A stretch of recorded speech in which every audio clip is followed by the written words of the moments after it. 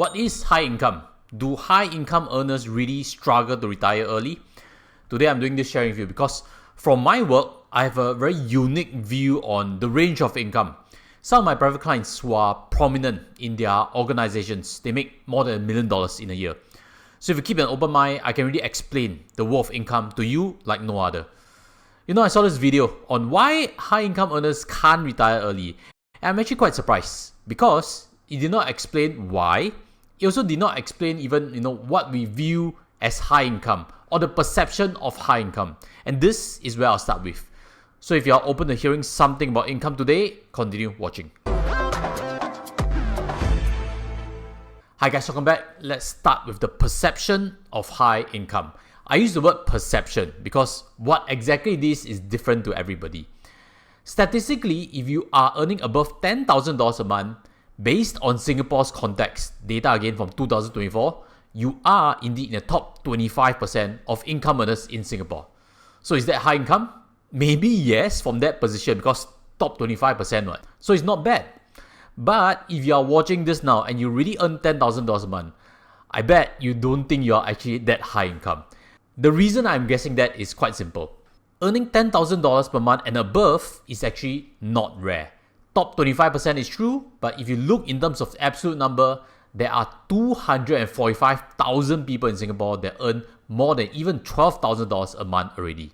245,000, that is really a lot of people. So if you focus on this segment, you would sometimes conveniently forget that there are actually fellow Singaporeans earning in the 3,000 to 7,000 range, as you can see over here. That is why also our median income is around this yellow shaded area. Next, whether you feel you are high income or not depends also on your age and your social circle. If you are age of 30, your best friend is very unlikely someone who is in their 50s, correct? And vice versa.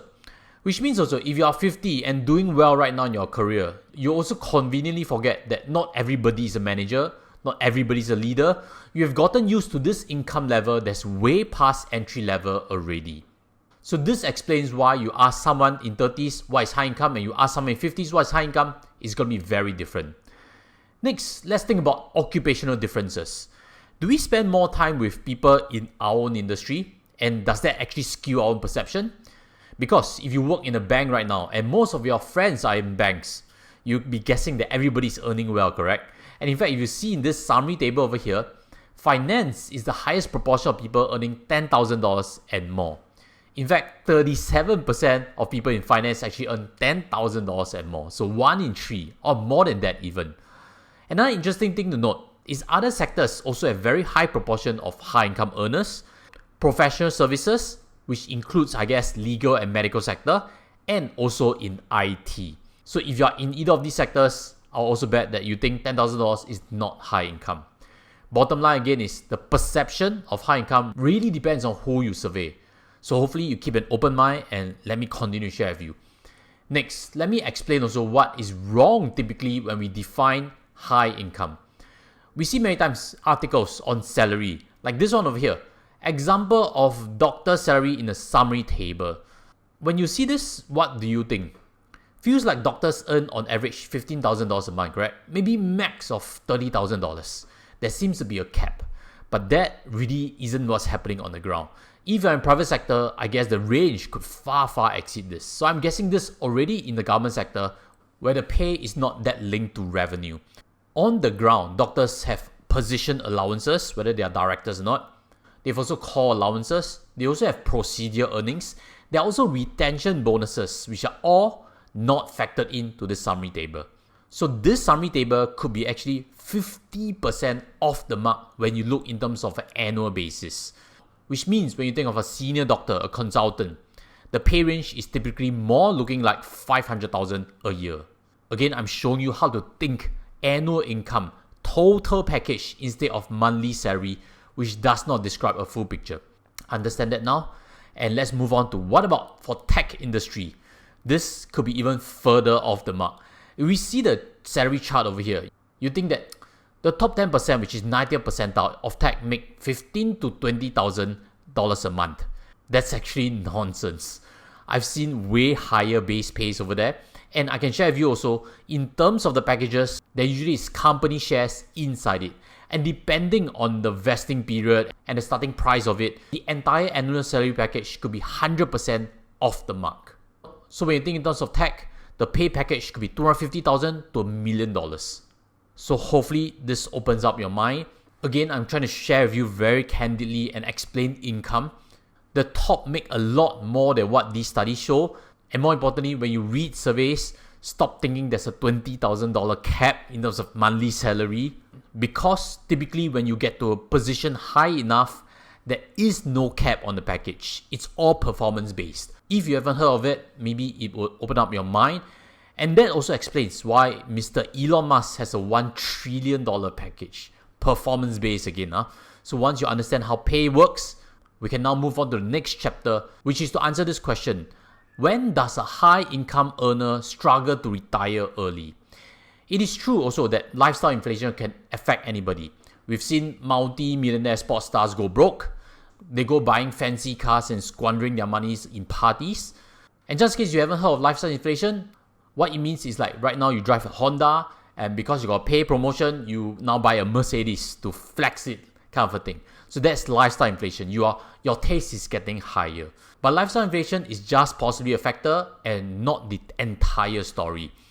The true story of why someone who is high income and cannot retire early are typically in these situations. So listen out for it. The first situation, the high income earner has now become a sole breadwinner. Someone with a $300,000 annual package and supporting an entire family. Would that finances be easy? That really depends. Because with a spouse and children to feed, and now taxes. Let's explain a bit on taxes and why there's usually not much of money left to invest. I can illustrate taxes and its jump by this table over here.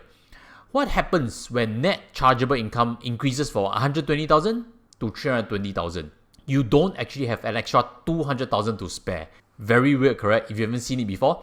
And that's because if you see the tax, it jumps from $7,950 all the way to $44,550. If you divide out over 12 months, there's an extra $3,000 plus per month to pay in terms of taxes. That itself can drain certain part of the income away already. And recapping again, the higher you climb, the more is usually performance related, which means it's not always factored to a monthly base salary. The second situation for a high income earner to struggle to retire early is because of high mortgage costs. So let me explain how does it look when someone overcommits to mortgage. Base salary, $25,000 per month. Annual bonus, $100,000. And what is bought is a $3 million condo which requires a $10,000 per month mortgage. $10,000 mortgage, $25,000 base pay. You can see where the money drains towards already, correct? And just now we said $3,000 per month in terms of monthly income tax. So how much money is there left to invest? Again, it depends on the person's lifestyle, and this can typically lead to an asset-rich, cash-poor situation. Third situation of a high income earner who struggles to retire is when the high income is actually experienced only for a few years. There is a big difference between someone who has earned $400,000 for 3 years against someone who has earned $400,000 over the last 10 years. You can do the math already. Wealth really needs time to compound, and it also depends on how much money has been squirreled away over the years. So the worst case situation could look something like this. 3 years ago, got promoted, big income jump, bought a Mercedes-Benz immediately. Then 2 years ago, bought a new property with a big new mortgage. Now mortgage is a headache. Then 1 year ago, unexpectedly, spouse got retrenched or decided to quit job and stay at home to support the kids. Today, this person wonders why he or she as a high income earner cannot retire. Think about it. Not that complex, correct? And hopefully this candid sharing is of use to you, and hopefully it can help inform you make the right financial moves for yourself. And I'd like to end off this entire discussion with a cautionary story. You know, once upon a time, there was this high income earner on YouTube, and he was a child. He was reviewing toys, and his name then Ryan. Ryan was a boy reviewing toys, and his videos all went viral, and his family made a ton of money. Money was flowing like a tap, and they got drunk on it apparently. They forgot that one day Ryan will grow up, and maybe his viewers will get tired of him. They forget also one day that the landscape on YouTube could change. YouTube has indeed been changing its algorithm over the years, and one day their views will look very different. Fast forward to today, Ryan's channel is no longer as vibrant as previously, like in 2019, 2020. His views used to clock millions, but now only in the tens of thousands. As you can guess, the income tap dried up. And whether they have enough to retire today or not is anyone's guess.